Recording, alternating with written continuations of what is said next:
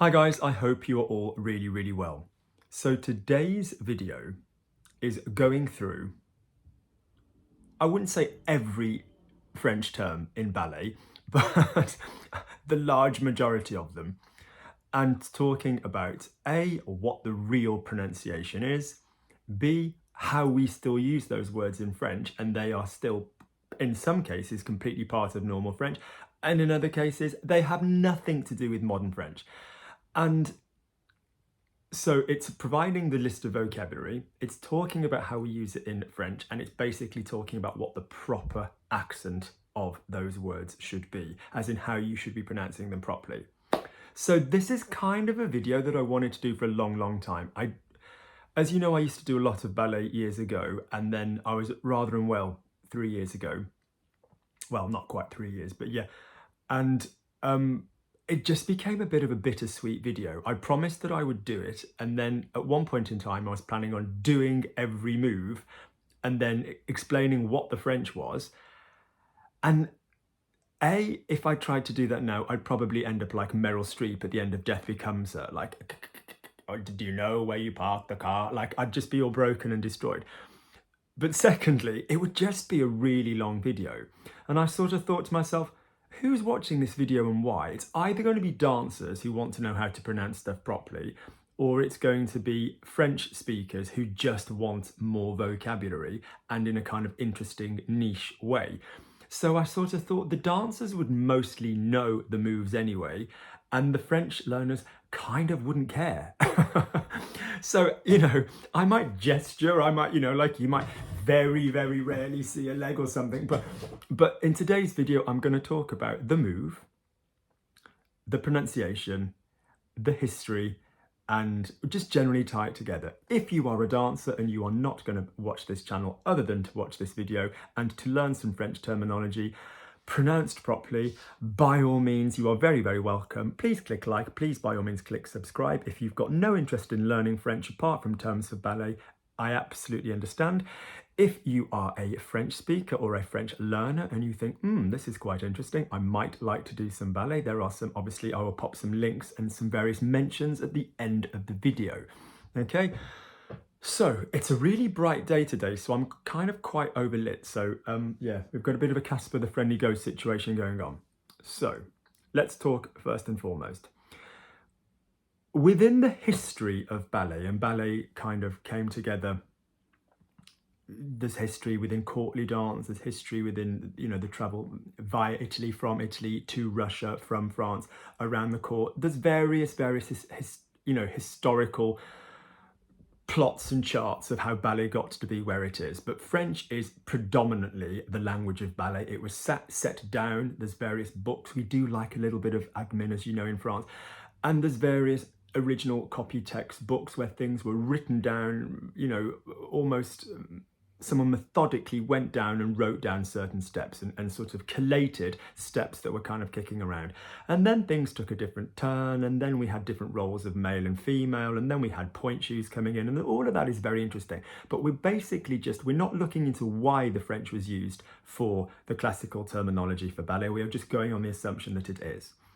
That said, therefore, and there are generally different words for different things, occasionally, according to the method that you're doing. You could be English, you could be doing French, you could be Russian.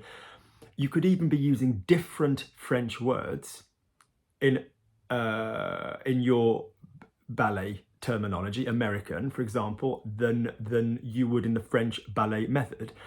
So Vaganova might use certain words, but they will largely, for the most part, be based on French.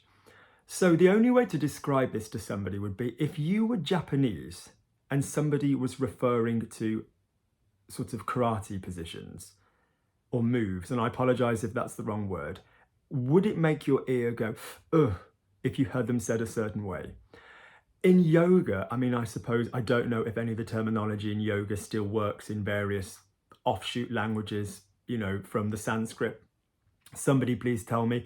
But, if you were referring to all the sorts of asanas and you were referring to those languages, and it was a language that you spoke and you heard somebody use it. So on one way, I think it's incredibly brilliant that you've got all this French that people are just throwing around. It's great. Yeah, it's like food terminology, fashion terminology, wine terminology, and ballet terminology. So in one way, I think it's great that you've got all this French kicking around. But in another way, linguistically, it's been crucified. So let's just make sure that we know what we're doing. The final thing I'd say before you get go is if you are a dancer, okay, it might just interest you to know the origin of the word. It might just interest you to know how it's pronounced properly.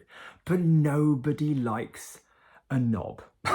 Nobody likes somebody who all of a sudden goes, yes, you know, so in this movement, you know, just after I've done my penché, you know, if I was going to do tomber, pas de bourrée, you'd be like, what's wrong with your mouth? What's wrong with your mouth?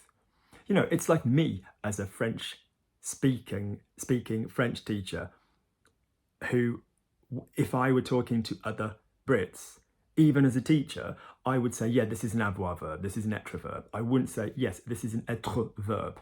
Okay? So be really careful because you want to know how these are pronounced. And by all means, ever so slightly alter your English way of pronouncing them. But don't be annoying. Don't go through life going, you know, so yeah, so I want you to take, you know, croiser, développer with the facial position that we're going to talk about. Yeah, so know them, but, you know, find a nice even balance. Right, so off we go. So it's going to be quite a long video, but I'm assuming if you're here, you want the vocab or you want the ballet pronunciation anyway. So I presume this is a video for those who know what they want. Right, that was my introduction. Let's get going. The thing is as well, ballet's big terminology, a lot of terminology, same as wine, same as France, same as fashion, same as cooking, different things. The difference between ballet terminology and those sub-terminologies, those lexicons where French has kind of contributed a lot towards English, is they are very specific words to do with cooking, wine, fashion, etc. But the French terminology, for the most part, consists of words that generally just mean normal stuff in French. And that's why it's useful. Whereas a lot of the wine stuff, you know, vendange, all of this kind of business, it's useful, but it's not applicable generally to the rest of French, all right? And this is. Good, so I'm just gonna try and go. So what I tried to do is I sat there like an idiot and I was just like, think of a move, type it down, write it down, type it up. And then I just thought, Luke, I'm sure there's like a few glossaries of French terms in ballet going A to B, A to Z even. So that's what I've done. So it kind of jumps around. I'm trying to go A to Z, A to Z for our American friends. So yeah, but bear with me. If I miss one, by all means ping it underneath. All right, off we go. So first things first. In pronouncing French properly, you are going to need to really bear in mind a couple of things. I will pop underneath in the description box the video, but you are generally focusing on the idea of having a twang. Now, French learners who are watching this video for the vocabulary will be more than comfortable with this, or my French learners. People who are new to this because of the ballet, they won't necessarily be new. This will be something new to them. So you kind of want to aim for a twang. I talk about duck and quarterback. So meh, meh, meh, this kind of nasal sound here, and like a kind of no gender politics, kind of a bit of a quarterback, you know, a bit of a jockey kind of noise. So generally to improve whatever pronunciation, yes, well done, Luke, you can't say the word pronunciation, you can't pronounce pronunciation. Whichever word you're going to improve in French, you generally want a bit of a twang. And if that sounds odd in your English speaking voice, well done. If it doesn't sound odd in your English speaking voice, you've gone wrong. So generally, most words that we're looking at, one of the main ways to pronounce them properly, as opposed to what you're probably already saying, is to whack on the twang. All right, so let's get going. I might jump around between different letters if I find different lists, but let's get going. Where are we? Where are we? Where's my A? This is boding well.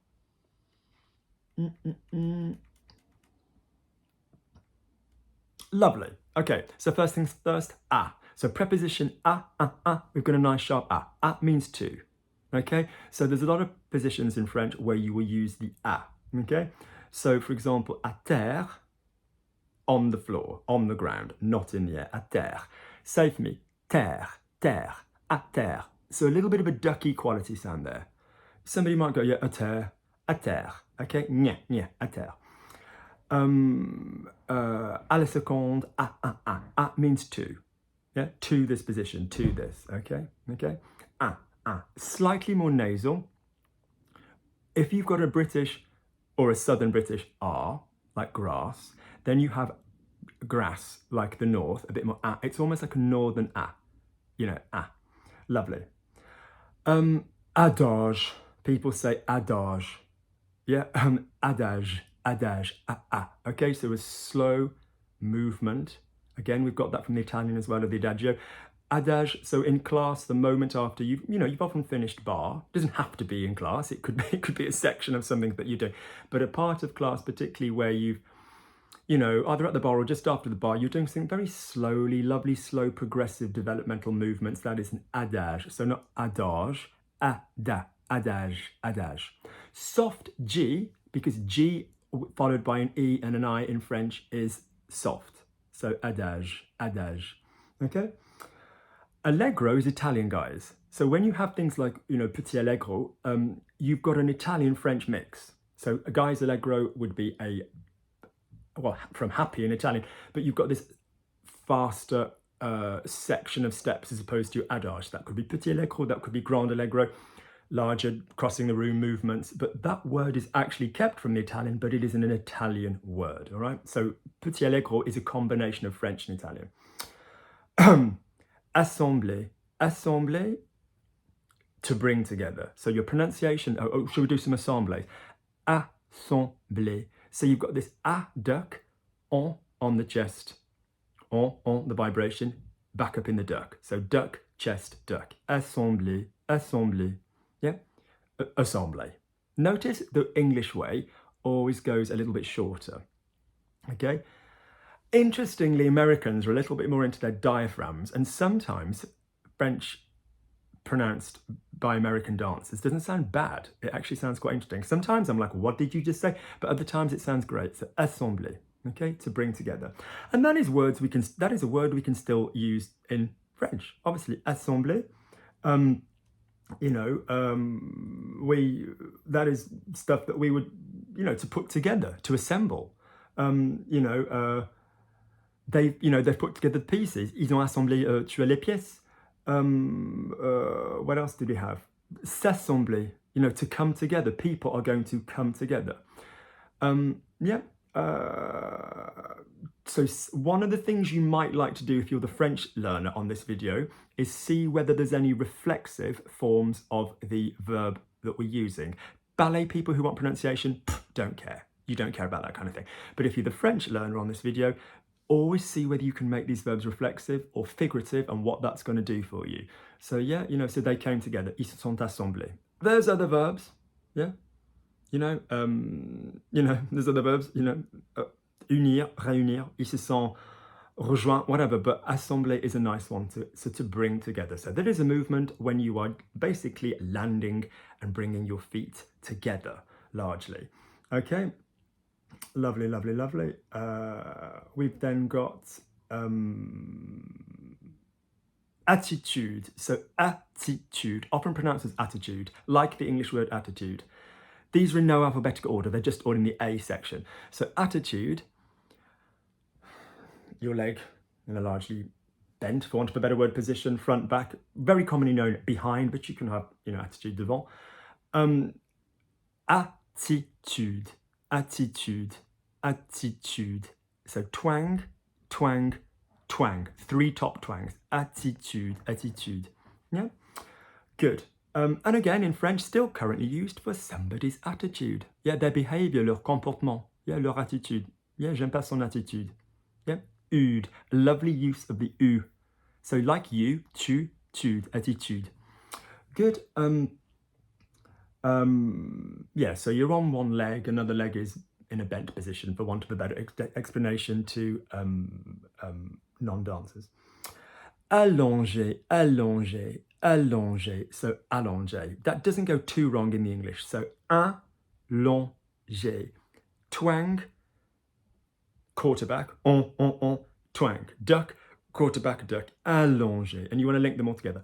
So allonger, if you look at it, is a verb of transformation because it contains another verb with it contains another word within it. It's got long within it. So you are lengthening. Okay, so if your arm is basically in a position and then you're then lengthening off, you know, arm or leg, you've got that lengthening coming out of a bent position, lengthening to lengthen. Yeah, so we could allonger something. It's also the idea of lengthening as in laying down, as in your body's sat upright and then you lie down, you lie yourself out flat. Allonge-toi, lie down. Allonge-toi.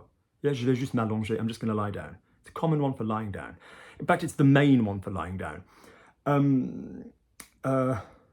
If you allonge un bras, une jambe, even outside of ballet, it means that you are lengthening or, you know, stretching out that leg. You're making it longer, not by definition from the hip to the toe, but you are making the space it takes up longer.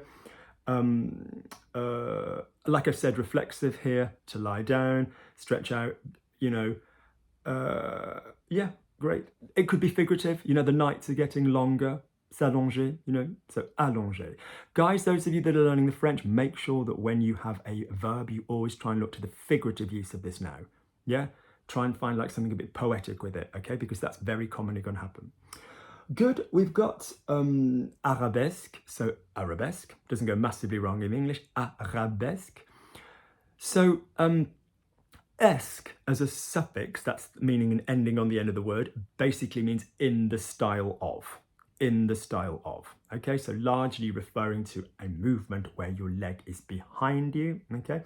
Okay, again, on one leg, leg is behind you. Straight leg, yeah, straight leg, you know, as opposed to your attitude. And there's multiple positions with your arabesque, and we'll get to those. But the point is, you know, first, second, third, whatever, cicchetti, whatever.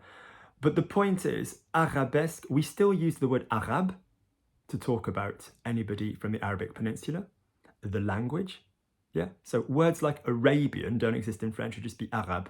Yeah, you know, the noun and the adjective. It's not remotely condescending. It's not remotely, you know, old-fashioned. Don't be sensitive. There's no sort of Islamophobia contained within it. Arab. Arabesque doesn't exist. You wouldn't really say Arab-like in modern French, but Arab as a word is completely fine. Arab.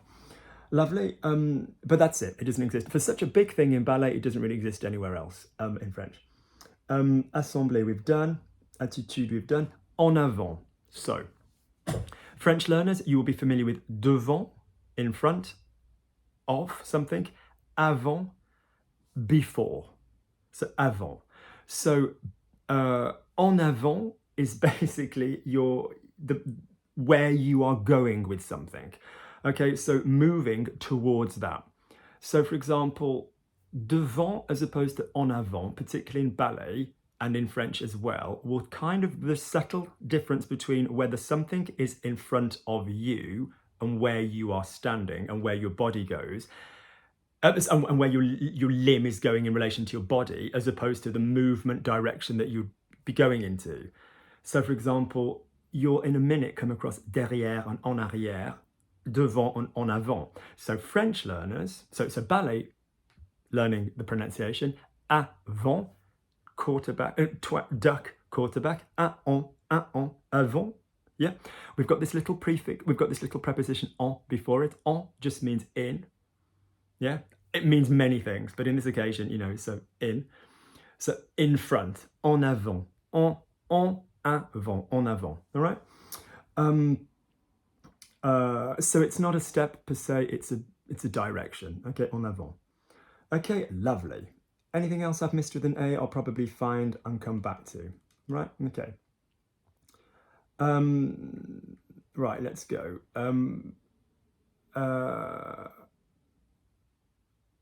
Yeah, balançoire, yeah, or balancer. So balancer is to swing. So balancer, balancer. So duck, chest, duck, quarterback, you know, duck, quarterback, duck. Balancer. So balance can be many things. Yeah, could you chuck me the ketchup? Tu peux me balancer la sauce tomate? Could you, it is the action of a swing, like a balançoire, like in a children's playground. It's the swinging thing.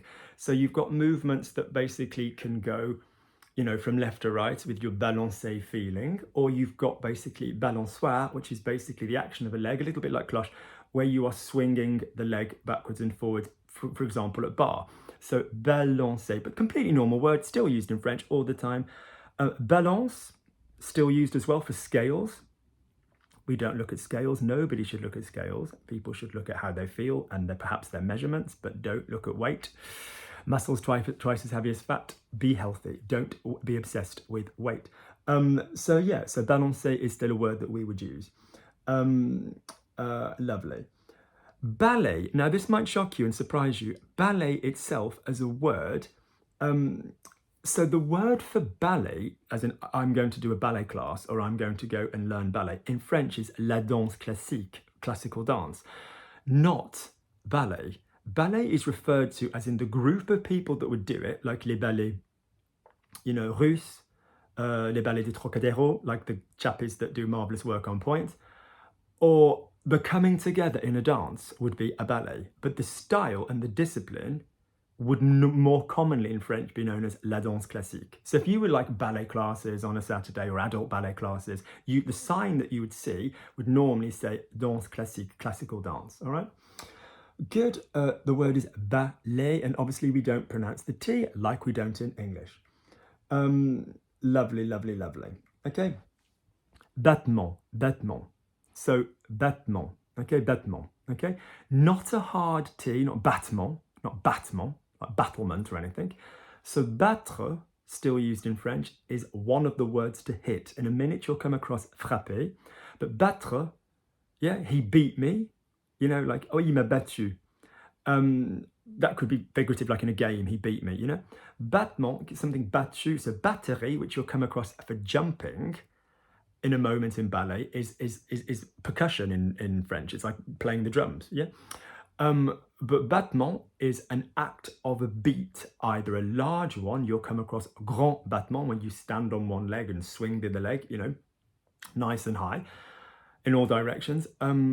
And petit battement, so a small beat, okay? Battu is the past tense of the French verb battre, to beat. So when you have your battu, so when you beat a step, so when you, to the non-dancer, if your legs were moving, and then you see the quicker action of your, well, it looks like low legs, but you're aiming for your thighs to come together, that pa-pa-pum action, that is battu.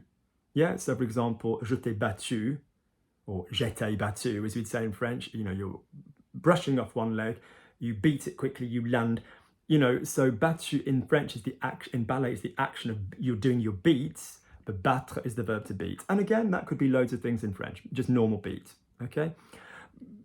Food beating, or although we'll come across fouetter later on, just general beat. Yeah, okay, but all over the shop, completely a modern verb, completely still in use, all right? Batterie, we've talked about, lovely, lovely, lovely. Battu, we've talked about the past. Good, bras.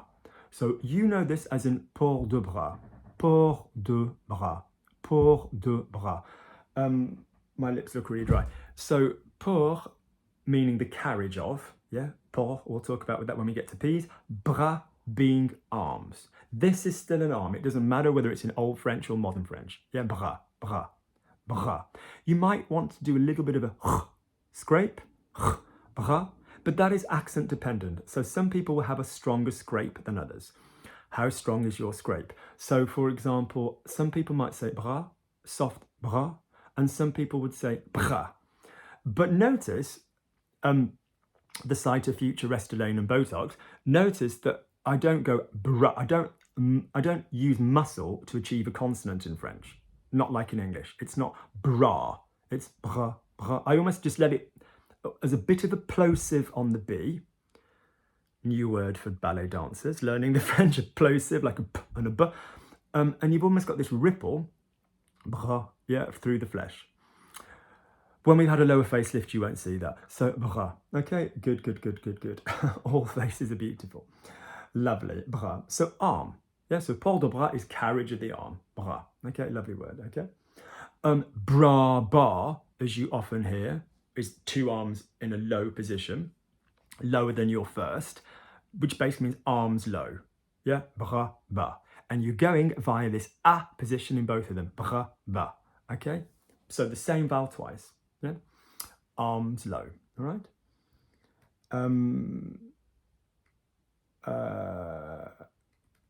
Oh, lovely, ballonné and ballotté.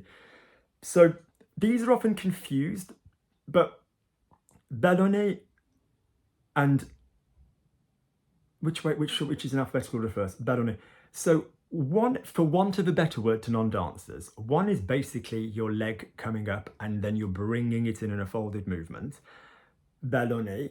But the action that your body takes with that is what's going to give it the ballonné terminology in French.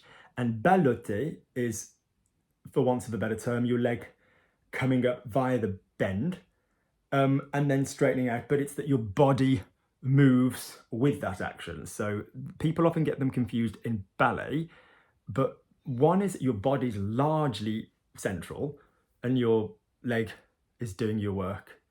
You know, fine, you might do it on a releve, you might do it on a, you know, sauté and land in a coupe, whatever you're doing, but your body's largely staying reasonably still. Choreography to one side, but your ballotté, your point about it is that you're rocking backwards and forwards, you've got this business coming on. So your ballonné is like from the French for ball, or one of the French for balls. How big are your balls? Because in French, depending whether you are playing cricket or football or basketball, we have different words for ball. So, une balle versus un ballon. So a balloon would be ballon, because it's a bigger word, okay? So something that's ballonné, a word dancers are going to hate, it's resembling that ball quality. So it's kind of like, a bit like bouncing, although we do have bondir, rebondir as a verb in French. But it's to do with the fact that you've got this suspension and up and down feeling with it. Okay, that's the ball-like quality that you're getting there. It can also mean bloated, like, you know, pour ballonné would be like a bit ball-like. And we're not fat shaming anybody, but that's not a term people like to throw around in ballet. So it's like, yeah, something's ballonné, you know, the action as well, it can make you feel like a ball, and that can be an unpleasant sensation if you're talking about food or alcohol or something, you know. So ballonné can be a negative thing, like, oh, it made me feel a bit queasy, or, you know, something like that. Don't think there's any massive other uses. Yeah, so stomach, like bloat, distend.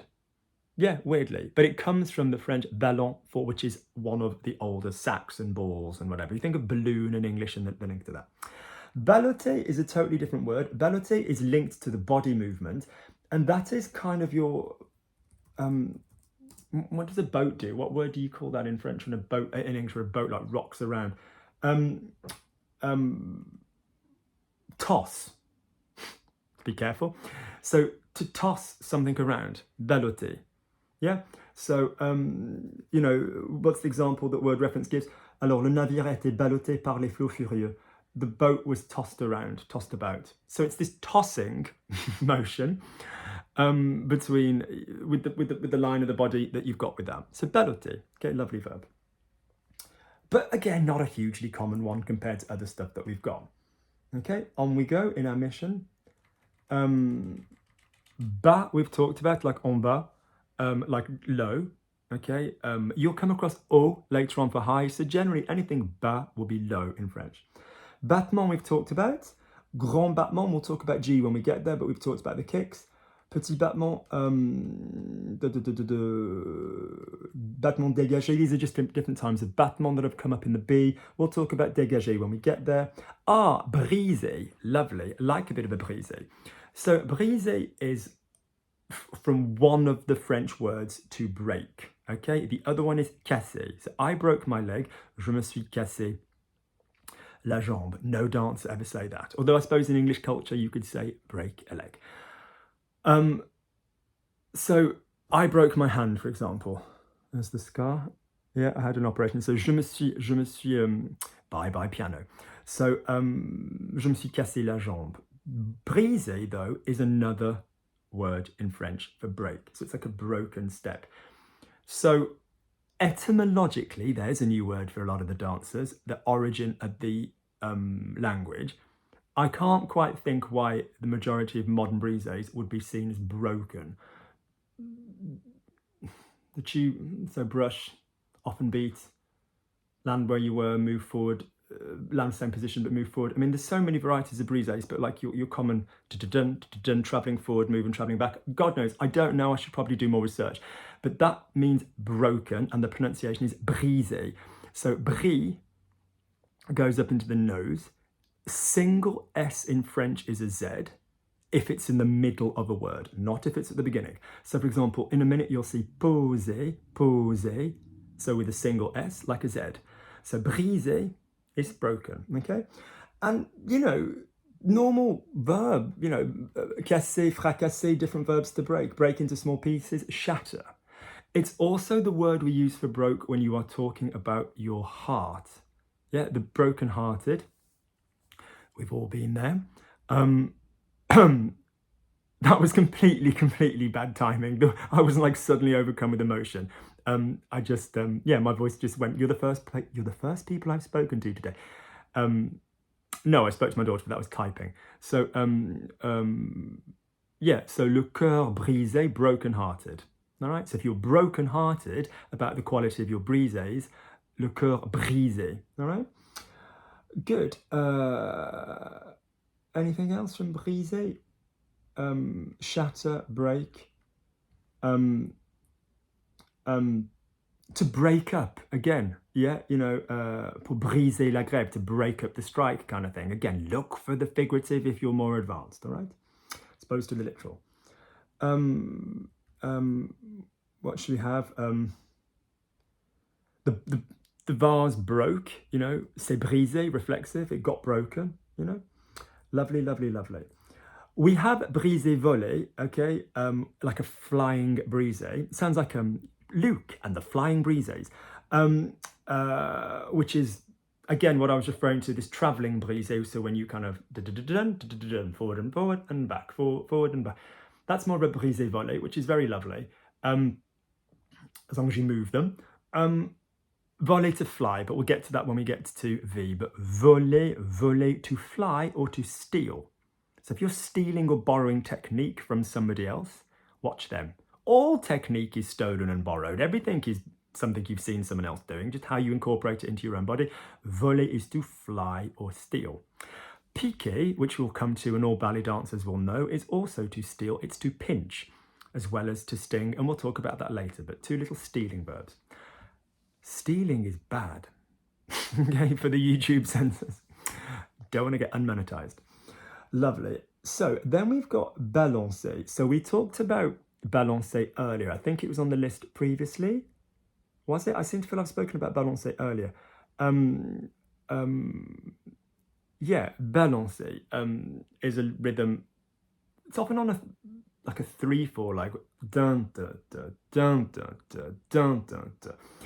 Yeah, so balancer is this kind of swung quality. Yes, we've definitely spoken about it. Okay, so balancer. Cabriole. Cabriole. Doesn't really go too wrong in the pronunciation. Cabriole. Cabriole. Cabriole. Okay, nothing to do. I'll put a note saying nothing to do with cabriolet, which is like soft top cars and things. Okay, so this is used figuratively, even if you're not talking about ballet, like his capers, you know, like him and his escapades, his shenanigans. Lovely. So you are leg, other leg, and rather than people thinking that your legs come down like that, it's knock the other leg higher. Everything I do in life at the moment feels like I've got ankle weights on, like from the minute I wake up. So we're not hugely cabrioling at the moment, but we're getting things back very, very slowly. We might not get them back completely, but at least we are trying, which is the point. So yeah, cabriole, cabriole. So the action of this beaten, legs in front, leg swoosh, catch the leg, leg behind. You can double cabriole quite happily. Bum bum, bum bum. Yeah, so it's that beaten thing. Not a word you'd necessarily use you know when people do like a little zippity doo dah, like they jump to the side and they do a little skip and they beat their legs together, even in non-dance sort of body language, that could be referred to as a cabriole. All right, good. We've then got things like double, so cabriole double, as I've spoken about. The pronunciation of French for double is double, this OU coming down onto the chest. Be very careful, dancers, that it's lovely teaching dancers anything linguistic because they just listen and they follow with the body perfectly. But anything with a single U, unless it's a UN, would be U. And anything with an OU would be here on the chest and the tummy, U. So double, double, okay? Double, not double, double. So, and that is a word that's in French as well. Yeah, so a double, double, triple. You tend to say triple less in French ballet, but like, you know, I don't mean that you don't do them. It's just double gets used more. Lovely. Then we've got cabriole fermé. Fermé. Now we'll come to fermé in a minute. Fermé generally being referring to where your leg's ending at the end of a step.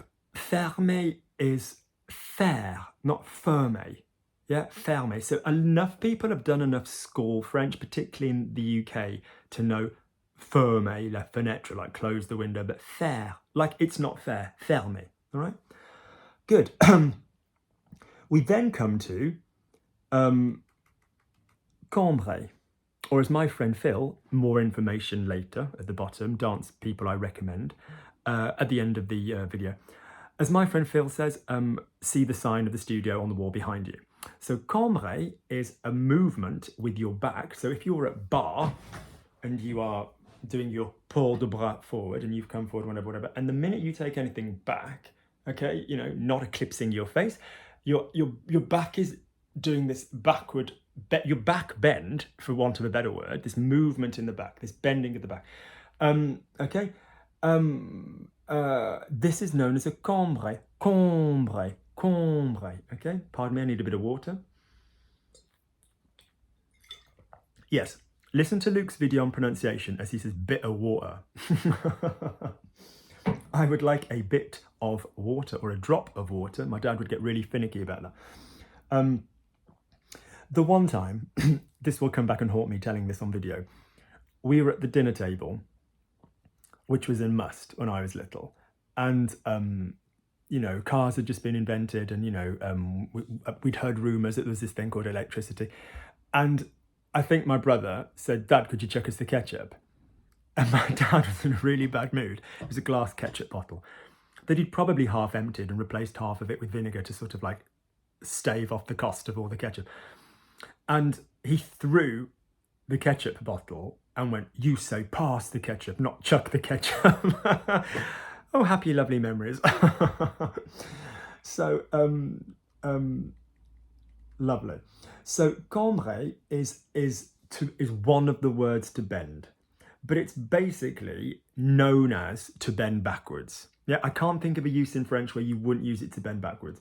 So it's like courber, to curve, courber en arrière, backwards, en arrière. We'll talk about arrière and derrière later. No, I stand corrected. Arrière, let's temporarily stop. So there's an A. So derrière, behind. Okay, en arrière, the movement of going backwards. I think I've got it in my letter E section. If I don't mention it again, arrière as opposed to derrière is in the direction of headed backwards, as opposed to derrière, which is behind the point you are in. Okay, so for example, attitude devant, attitude derrière is where your attitude is in relationship to your body.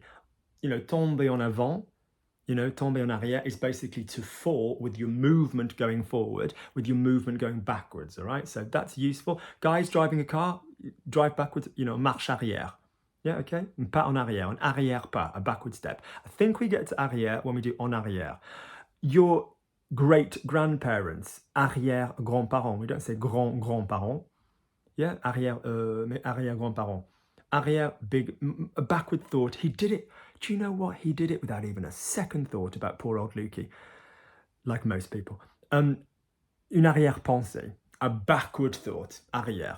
Okay, lovely. So cambrer or se cambrer, You know, to arch your back. Yeah, se cambrer or se cambrer le dos, you know, whatever. Good.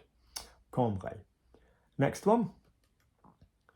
It feels that we're only on C, but then there's far fewer words when we get to the latter half of the alphabet in ballet. So. Good. Sometimes this is a bit dated.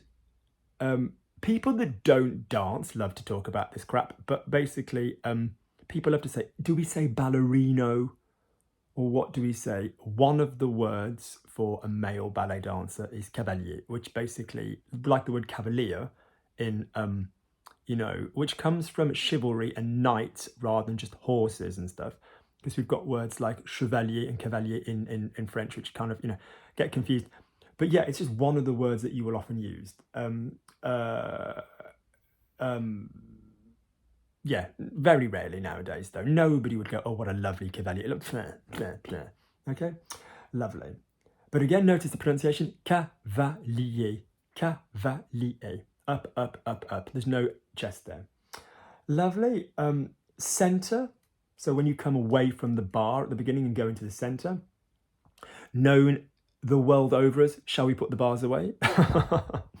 But you will often have that referred to as, particularly in French method, you know, au centre, you know, or au milieu, mid place. So centre, so chest, centre, en e, au milieu, mid place, milieu.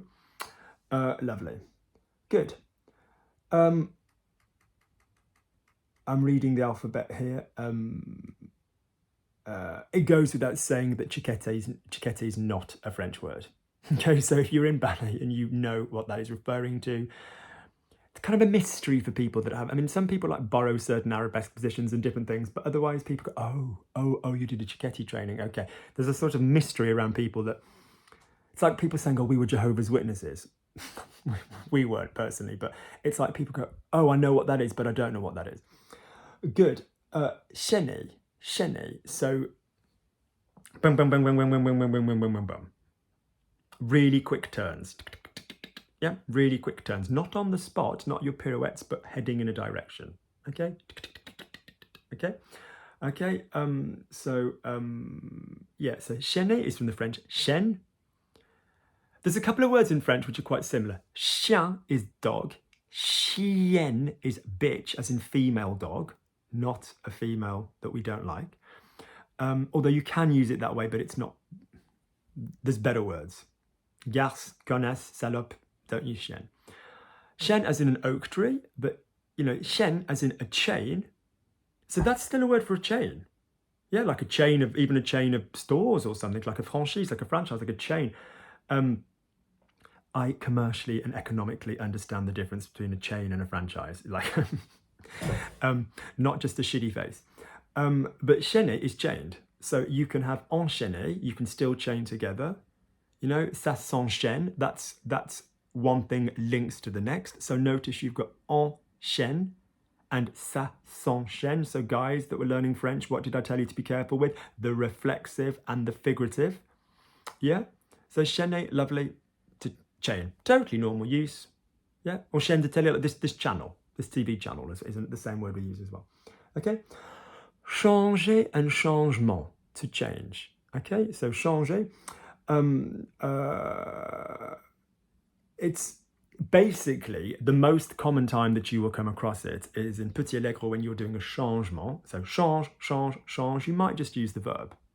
One of the things that you really notice when you do a class with people that use the French terminology more is they verbalize. I don't just mean they say it out loud, I mean they make a verb of things that you guys would know, and ballet dancers would know as nouns. So for example, pirouetter, to pirouette. So for example, tu vas pirouetter 2 fois, you're going to pirouette twice, rather than an English speaker would say you're going to do 2 pirouettes. You know, some of that we borrow. So for example, you're going to développer. We'll talk about that in a second, the pronunciation. You're going to développer in front. People make that a verb, rather than you're going to do a développé. But that's just another little thing that you notice with French, English in ballet. So a changement, generally, for want of a better term, then the basic changement is your feet, one foot is in front of the other, turned out, and you are going to, plier, you're going to take into the air, pointing your toes, and you are going to swap your legs over, and that is a change. Changement. So changement.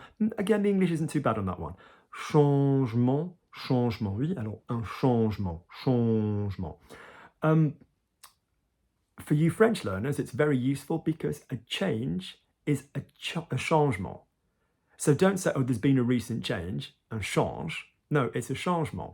So you don't say there's been a recent develop, we say there's been a recent development. And it's the same with change in French. We don't say there's been a recent change, we say there's been a recent changement, un changement. Nothing to even do with ballet, but the word is completely used the world over in French-speaking countries for a change.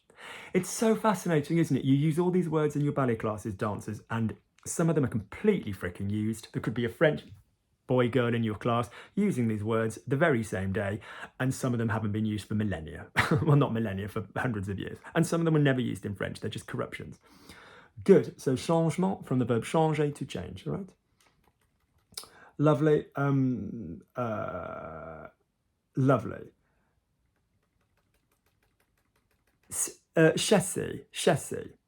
So I hate chassé now because one of the particular problems that I have from this vile drug is I have such a short right Achilles tendon, and the left one I have to be really careful because the drug that I was accidentally given is known as the Achilles rupturer.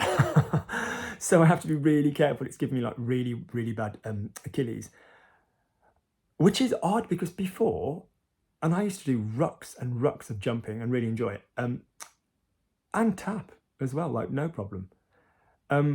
Haven't brought myself to do tap since I've had this problem because it would just be too upsetting. But yeah, but I don't like a chassé because a chassé is basically largely starting in this bent position that we'll talk about in a second, the plie, is you are sliding your working leg forward. Now, strictly speaking, you might have heard of chicken chasseur.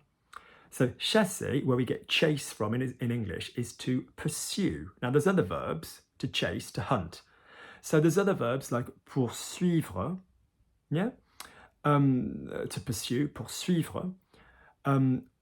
But chasser is this idea. Now weirdly, it's often now taken for just this in plie, rather than a sort of,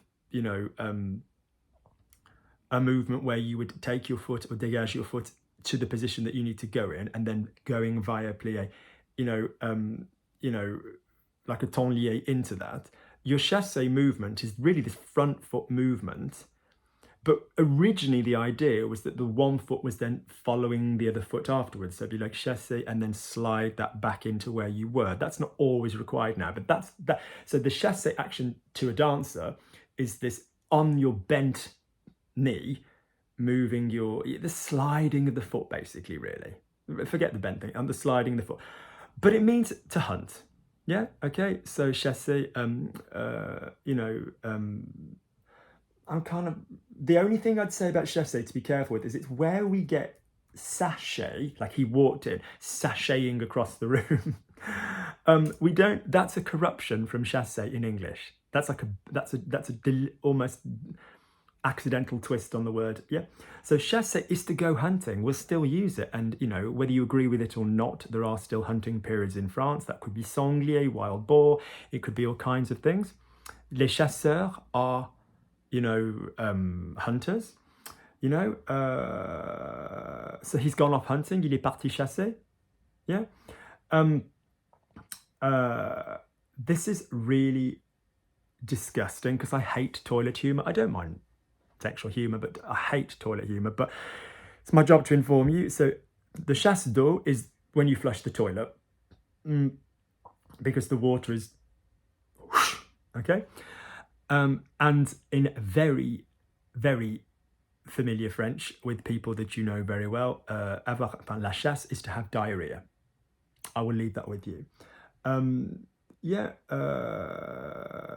Chasser, like to get rid of, like chase off. If you think chase comes from that as well, yeah.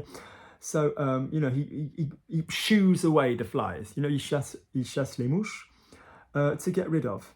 To get rid of the bad smell. Well, that links to what we've just discussed, doesn't it? But like, pour chasser cette mauvaise odeur. Hunt, shoot, chase, go after. You get the idea. All right.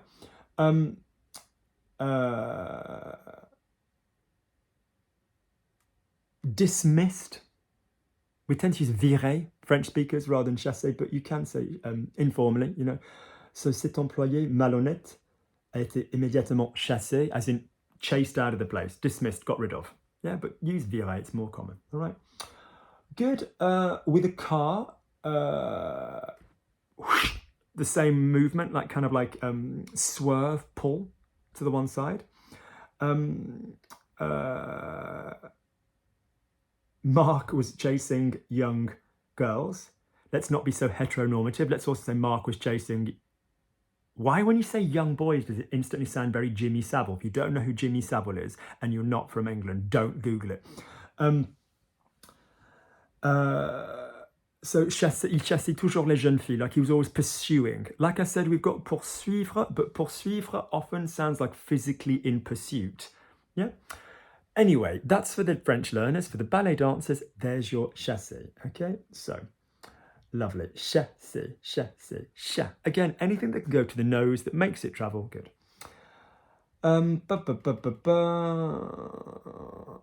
Lovely. Right, 5, so 5th. Let's just take a moment to talk about positions. 5. So a couple of things to talk about with 5. 5 is one of those numbers where in French you will have, if the word is followed by a vowel, you'll still pronounce it the normal way. If the word is followed by a consonant, you'll pronounce it the other way. So for example, 5 personnes would be wrong because it's followed by a consonant. So 5 personnes. 5 hommes, 5 men, would sound right because it was followed by the vowel of 5 objets, 5 ans, 5 years. 5,000, 5,000. So don't forget to soften French speakers your 5 when you've got a vowel, when you've got a consonant word which follows. Ballet dancers, 5e. So anytime you add yem on the end of a number, it becomes, this is the ordinal and the cardinal numbers. So we don't do it with 1, we don't say unième, we say premier, première, that you will have heard of in the French. Then we have deuxième, troisième, 1, 2, 3, 4, 5, 6, 7, 8, 9, deuxième, troisième, quatrième, cinquième, sixième, septième, huitième, neuvième, dixième, onzième, whatever. So we add yem to make first, second, third, fourth, going to, you know, ordinal numbers rather than cardinal numbers. This shit still exists in French. If you look at Paris and you look at the system of arrondissement, where do you live? 5e, 6e, 7e, yeah, in the 5th arrondissement, the 6th arrondissement, whatever. All right, so we still use this all the time. The first time, the second time, la première fois, la deuxième fois, the 5th time, la 5e fois. All right? Good. Just remember, French speakers, that when you say 5e, to use the number before it, which pertains to the gender that comes after it. So if I said the 5th class, so it was the 5th class with my friend Phil. C'était le 5e cours, le 5e. If I said it was the 5th time, c'était la 5e fois. All right? So yem goes on the end, IE with a grave, ME on the end of any number. But we don't do it with first, premier, not premier, premier, première, masculine, feminine. All right? Good. Cloche. I'm going to have a break every hour because I'm going to make a master series of this.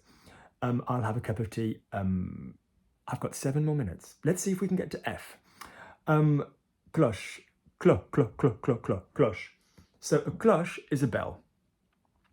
Tinkerbell in French, as in Peter Pan, is clochette. Clochette. En cloche is, again, like particularly at the bar, is this movement of dung, dung, your leg sort of swinging. Wasn't that vocally beautiful? Was your leg singing, swinging, singing? We like a bit of swinging. Your leg swinging backwards and forwards. Cloche. Like a bell, modern word for a bell. You might remember a cloche hat. You know, normal word for a bell. Yeah, okay. Those of you that like Edith Piaf, or Edith Piaf, as we say in France, type Edith Piaf and cloche, and she sings a lovely song about bells. Good. Keep going, Luke. Contretemps.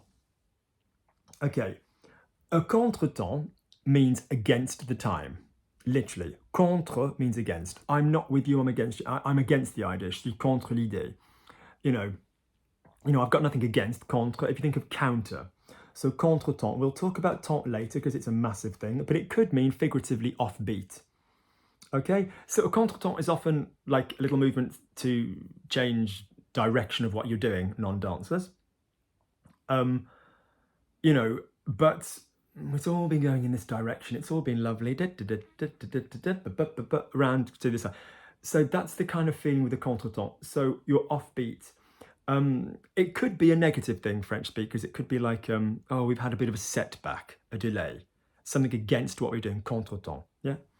You know, un contretemps masculine, because temps is masculine. All right. With all these setbacks, what have we got? With all these setbacks, we'll never make it. You know, oui, alors avec tous ces contretemps, nous n'arriverons jamais à finir le projet. Lovely, lovely, lovely. All right. Corps, corps, not core. Corps is the body. So, you know, as in corpse. Weirdly, corps doesn't mean body in French for like a dead body. That would be more like cadavre, you know. But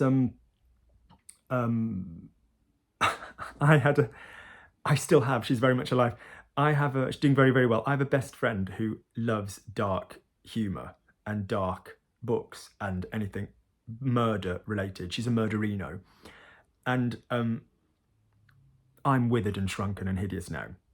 But when I used to be more into weight training, I used to have quite a big chest, and but it looked ridiculous, really. It looked like man boob. We all go through it. All guys go through this period where they just take protein shakes every 2 hours, and you just think, I could bench press. One day I went to run for the bus, and I thought I could bench press the bus. I couldn't run for the bus though. So yeah, anyway, and when I had quite a big chest, my friend used to take her finger and she used to go, that would make such a good Y incision mark. And I was like, stop watching documentaries about autopsies. So corps is the body. You might think of like the Peace Corps, or a corporal, or the Army Corps, whatever, RAF Corps. So corps is the body of dancers. We've got chorus, but that's a similar word, but that's kind of from a different etymology by the Greek. But corps is the body of dancers. So, the corps de ballet is basically, for example, in Swan Lake, you've got your Odette Odile doing your, whatever it is, 32 fouettes, unless you're Misty Copeland and you do 8. And then you'd have the corps de ballet. That's just a group of people doing it. So corps, yeah, just normal word for corps. Nothing to do with dead body, perfectly alive. Corps, all right. Lovely, lovely, lovely. But if you're doing a French class, you'd often have, like, when we talk about épaulement, which we'll get to. I think we missed épaulement. No, we haven't. We've got les directions du corps, the directions of the body. All right. Keep going, Luke. Coryphée, we don't really need that. That's like head of the corps. De côté. Now, à côté de is the French preposition for next to. So à côté de. So next to me, à côté de moi. Next to the house, à côté de la maison. De côté is basically an action, a position in the direction that it would go. So to the side. So de côté. De in the chest, de côté, de côté. Lovely. Coup de pied, or sur le coup de pied. Coup de pied, coup de pied. This is your coup. This is your cul. Coup de pied is basically the neck of your foot. It's the shape of your foot, okay? The neck of your foot, we call it, okay? As opposed to cul, which means arse. As in cul-de-sac, the arse of the bag, the bottom of the bag, the bottom of the bag. But cul in modern French means arse, it doesn't mean bottom, all right?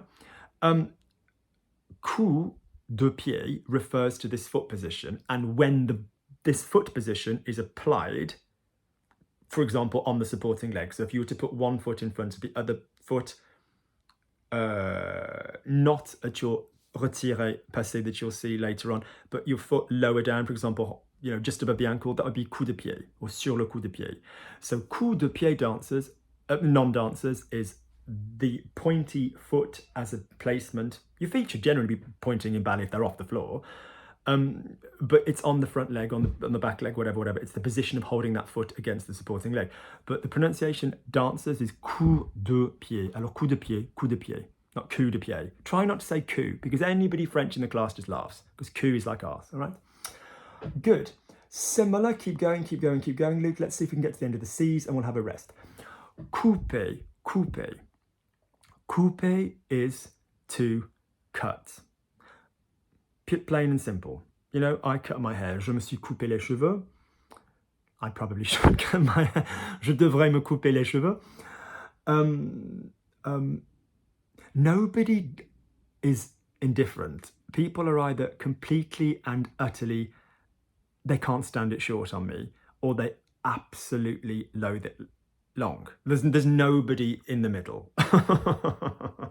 Please don't tell me where you lie, because I just kind of don't care anymore. Yeah. So couper. So couper in ballet dancers, you know this very well, French speakers. It's a way to refer to the fact that your foot is going to cut underneath. Your other foot might have a little change of weight. It's this cutting movement of weight change, foot stepping in behind wherever you were, or in front, whatever, and the other leg kind of moving into a position, the coup de pied position largely, yeah, this kind of bent foot position. So couper is to cut, and dancers, that's still completely a modern word, completely normal, couper normally. French learners, if you were to cut something out, don't remember that you can have découper. So I'm going to slice the meat, découper, yeah, I'm going to carve.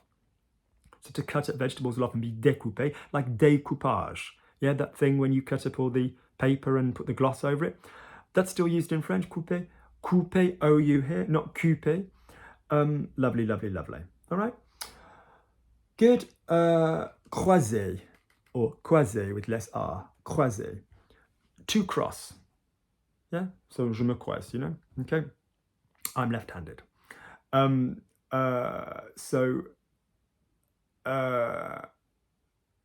Yeah. I bumped into Dan. Oh oui, je l'ai croisé. I crossed him. Les bras croisés, your arms crossed. Les yeux croisés, eyes crossed, crossed eyes. Crosswords, les mots croisés. Une croix, yeah, is a cross, like a crucifix. Croisé, totally normal word. So croisé, guys, is a position of the body in ballet rather than a movement, which would basically refer to where you're facing and your working leg, crossing your supporting leg with regard to where the audience is looking at you. So in other words, if you were facing diagonally, what we would say downstage, you are facing to the diagonal left and your right leg is working, you are basically crossing, the line is crossed with your working leg. Yeah? Croisé. Lovely. Yeah, she crossed her arms, elle a croisé les bras.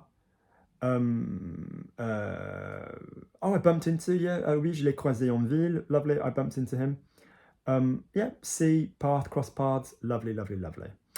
Keep going, Luke. We're nearly done with the C. Crease. Okay, crease. So,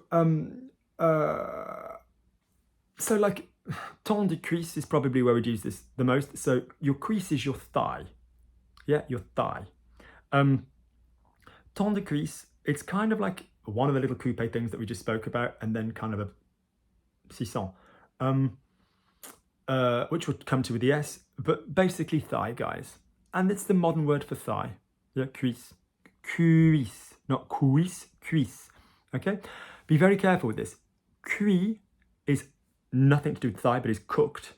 Yeah, or I'm bushed. Oh, je suis cuit.